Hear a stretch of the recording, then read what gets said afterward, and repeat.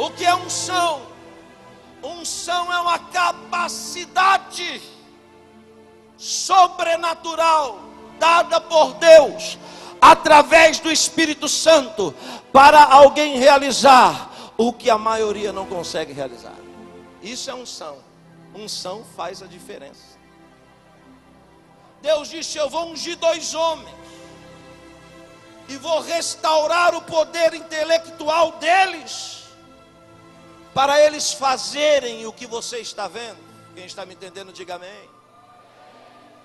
Todo homem tem 6% de potencial intelectual. Albert Einstein, judeu askenazi, europeu, da Alemanha, tinha 8, era um gênio. Deus disse: eu vou restituir 100%. Então, quando aqueles homens começaram a entalhar, Moisés dizia: eu vi uma peça assim. Ele ia lá e fazia idêntico que Moisés tinha visto, sem eles nunca terem visto. Quando terminaram de entalhar a última peça, a unção saiu deles. Eles não se lembravam de mais nada do que fizeram.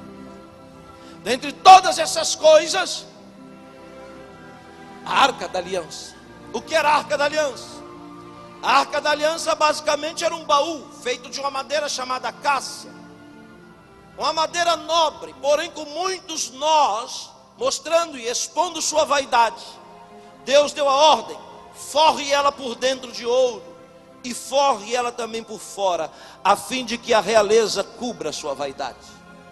Sobre ela existia uma tampa chamada propiciatório. O propiciatório fora esculpido 2 querubins, 2 guardiões alados em uma peça única de ouro 24 quilates, de modo que não poderia existir emenda entre um ser e outro, virado de frente um para o outro, com a ponta das asas em cima e ajoelhados em cima da tampa do propiciatório. Nem sempre esses seres têm forma humana, nem sempre esses seres têm só 2 asas. A Bíblia fala no livro do profeta Ezequiel de um desses seres, que quando andava, que ele levantava suas asas, debaixo apareciam mãos, e entre os dedos dessas mãos humanas, debaixo das asas, relâmpagos. E quando ele andava, parece que uma catraca movimentava o seu pescoço, e ele ficava com rosto de homem, rosto de boi, rosto de leão e rosto de águia.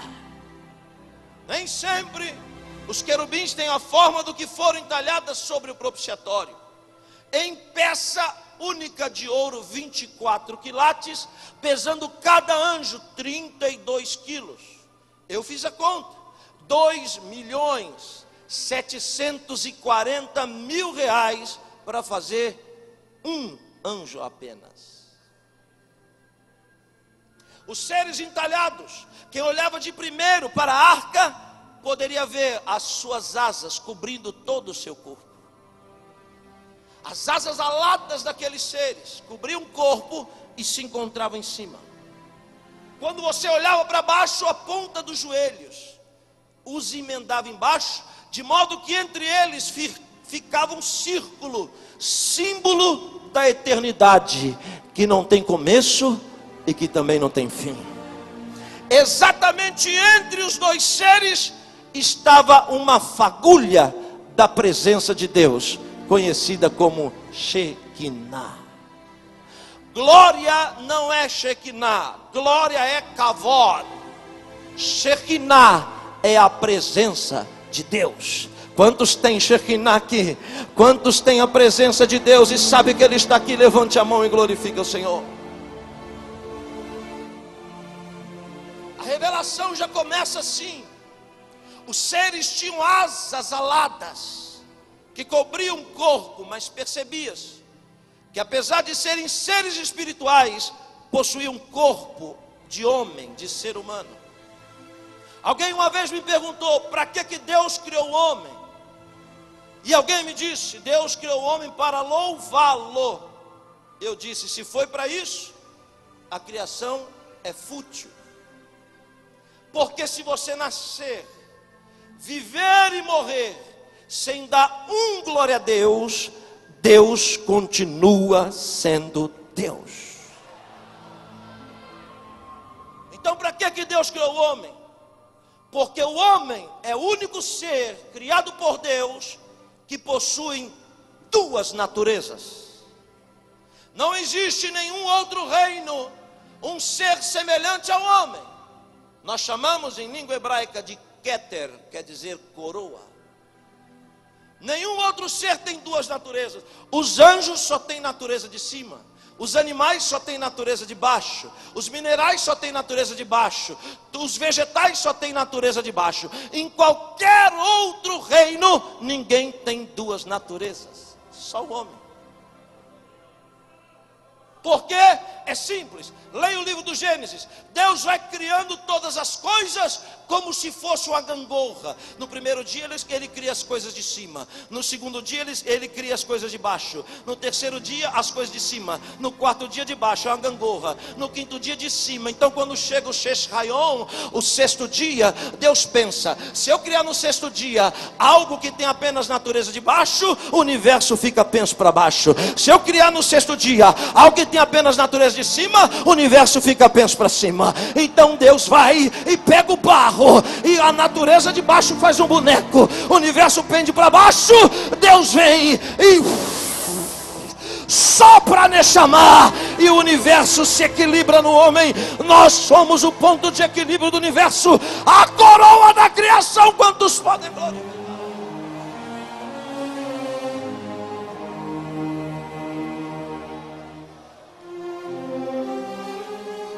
Os seres esculpidos tinham asas de anjo, natureza de cima, mas o corpo era de homem, natureza de baixo. Porque a água é o ponto de equilíbrio. Ela está no centro do centro do centro do centro. Os seres estavam ligados em cima pela ponta das asas e embaixo pelos joelhos. Tudo que Jesus diz é muito mais do que a gente possa entender. Jesus quer falar muito mais do que a gente alcança. Veja, ligados em cima pela ponta das asas e embaixo pelo joelho. E a presença no meio deles. Não entendeu?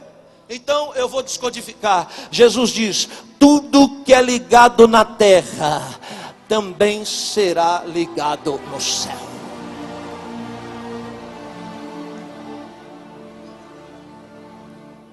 Sabe o que o diabo quer roubar da igreja? A unidade. Unidade. Ninguém pode destruir a igreja. Nem as portas do inferno podem prevalecer. Mas todo reino dividido por si mesmo não subsiste. Veja que os seres são uma peça única sem emenda. Estão ligados embaixo e em cima. E quando nós estamos unidos uns aos outros, a presença de Deus se manifesta no nosso meio.